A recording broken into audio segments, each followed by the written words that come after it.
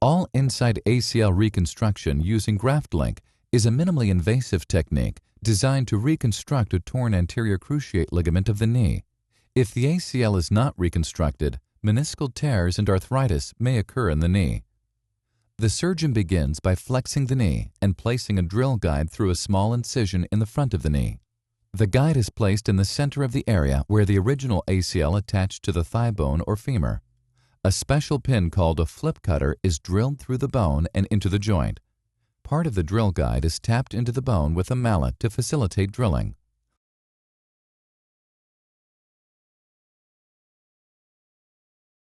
By pushing a button on the flip cutter, the tip is rotated into a cutting position.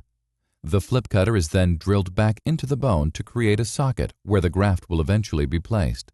The flip cutter is drilled until it hits the guide, preventing overdrilling.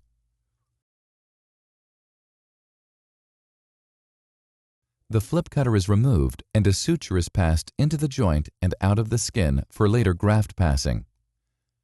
Using the flip cutter again, a socket is then drilled in the area of the ACL attachment to the leg bone, or tibia. A suture is also passed into the joint and out of the skin for tibial graft passing.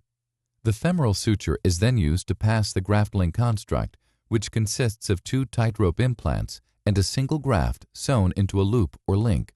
The femoral tightrope implant is passed until the button exits the bone and is fixated against the femur. The surgeon then pulls the white sutures, which hoists the graft into the femoral socket for an exact fit.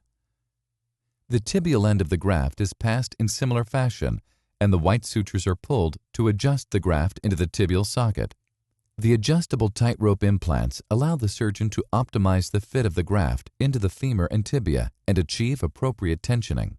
The graft is now secured into place until it heals to the bone.